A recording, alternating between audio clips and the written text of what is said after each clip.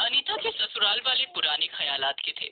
जब उस घर में अनीता की शादी की बात चल रही थी, तभी अनीता समझ गई थी कि उसके ससुराल वाले कैसे हैं, क्योंकि उसकी होने वाली सास ने पहले दिन ही 20 लाख रुपए दहेज की मांग की थी।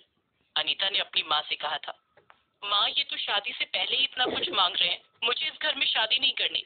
लेकिन अनीता की माँ ने कहा, बेटी लड़के वाले दहेज तो मांगेंगे ही, हम लड़की वाले हैं ना, हमें तो दहेज देना ही होगा। और वो परिवार अमीर है, शादी के बाद तू बड़े आराम से रह पाएगी। लेकिन अनीता का मन नहीं माना, फिर भी उसे की शादी करनी पड़ी। उसकी माँ ने कसम कही।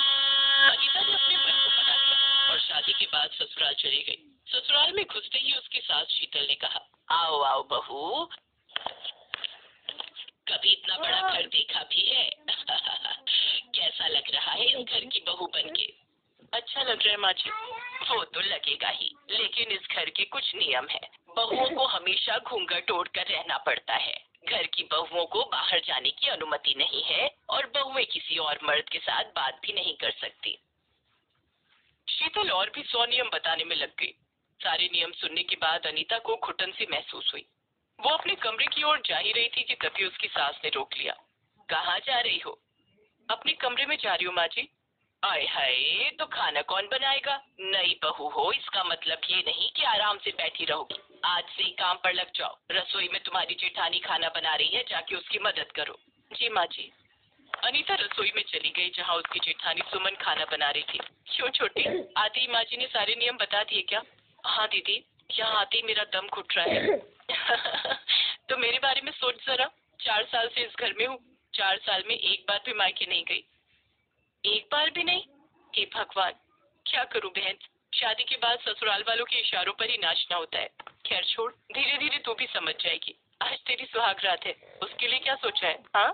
अरे दीदी आप भी ना, मुझे शर्म आ रही है। आय हाय, शर्म किस बात की? खैर जो भी हो, तुझे कोई भी दिक्कत हो तो मुझे आकर बताना। उसी वक्त जेठानी और देवरानी अच्छे दोस्त बन गए। रात हो गई और अनीता अपने कमरे में सज धज कर बिस्तर पर बैठ गई। उसका पति अमित तब अपने दोस्तों के साथ पार्टी कर रहा था। पार्टी में उसने शराब भी पी ली थी और फिर गाड़ी चलाकर घर लौट रहा था। तभी शराब के नशे की वजह से उसने गाड़ी का कंट्रोल खो दिया और गाड़ी का एक्सीडेंट हो गया।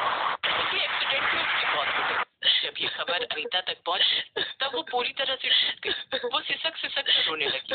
ये क्या हो गया? आप कहाँ चले गए? आज तो हमारी सुहाग रात थी, मैं तो बर्बाद हो गई, बर्बाद। अनीता की सास अनीता को ही दोष देने लगी। तेरी वजह से मर गया है मेरा बेटा, तू अपशकुनी है। घर में आते ही पति को खा गई। मैंने क्या किया माँ? आपने सुना ना, वो शराब पिए हुए थे। आदमियों के ऐसे शौक होते हैं, पत्नी पवित्र हो तो पति जिंदा रहते हैं, चाहे वो नशेड़ी ही क्यों ना हो। तू पवित्र नहीं है, तेरे चरित्र में खोट है। ये सब सुनकर अनीता और भी टूट गई। उसे बस उसकी जेठानी सुमन संभालने लगी। रो मत बहन, इसमें तेरी कोई गलती नहीं है, रो मत। अनीता के पति का अंतिम संस्कार होते ही अनीता पर उसकी सास का अत्याचार भी बढ़ने लगा। अनीता से उसकी सास सारा काम करवाने लगी और बात बात पर खरी खोटी सुनाने लगी। एक दिन अनीता की माँ अनीता से मिलने के लिए आई। अनीता ने रोते हुए उसकी माँ से कहा, माँ ये कैसे घर में भेज दिया मुझे? पति की मौत के लिए मेरी सास मुझे दोष देती है। बेटी मुझे माफ कर देना, मुझे नहीं पता था कि तेरी सास इतनी बुरी होगी। मैंने सोचा था शादी के बाद तेरा पति तुझसे बहुत प्यार करेगा और सब कुछ ठीक हो जाएगा। अब तो पति भी नहीं रहा माँ, अब मैं इस घर में रहकर क्या करूँ? तभी वहाँ उसकी जेठानी सुमन आ गई। हाँ अनीता, तुम दूसरी शादी कर लो। दूसरी शादी? लेकिन किससे? कौन करेगा मुझसे शादी? लड़का ढूंढना पड़ेगा, तुम्हारी उम्र ज्यादा नहीं है, तुमने तो सुहागरात भी नहीं बनाई। देखना कोई ना कोई लड़का मिल ही जाएगा। आज मेरा भाई आ रहा है मुझसे मिलने, मैं उससे बात करके देखूंगी। अनीता को कुछ समझ में नहीं आ रहा था। इतने में उसकी और उसकी सास की लड़ाई शुरू हो गई। उसकी सास उसकी माँ से कहने लगी, आपकी बेटी ने मार डाला है मेरे बेटे को, उसके घर में आते ही मर गया मेरा बेटा। ये कैसी बात कर रही हैं आप? ये आप कौन से जमाने में जी रही हैं? ज्यादा ज्ञान मुझे मत दो। जिसकी बेटी में खोट हो उसे ये सब बातें शोभा नहीं देती। ठीक है, मेरी बेटी से अगर इतनी ही प्रॉब्लम हो रही है तो मैं उसे लेकर चली जाती हूँ। ऐसे कैसे?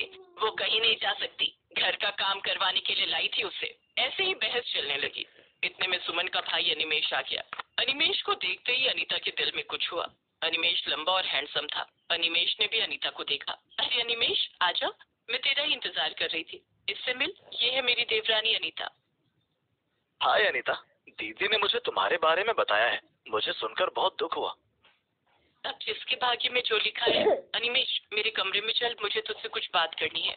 अनीता की माँ घर चली गई और अनीता घर का काम करने लगी। सुमन अनिमेश को लेकर अपने कमरे में गई और अनीता के लिए लड़का ढूंढने के लिए कहा। लेकिन आपकी चुड़ैल सास मानेगी क्या? पता नहीं, लेकिन हमें कोशिश करनी पड़ेगी। लेकिन पहले लड़का तो ढूंढ, कोई है क्या ऐसा? हाँ दीदी, मैं अनीता से शादी करना चाहता हूँ। आप बस उसे और अपनी सास को मना लीजिए। अरे वाह, एक ही नजर में प्यार हो गया। सुमन ने ये बात अपनी सास को बताई और उसकी सास गुस्से से लाल हो गई। तुम्हारी हिम्मत कैसे हुई ये बोलने की? बिरादरी में मेरी नाक कटवाना चाहती हो क्या?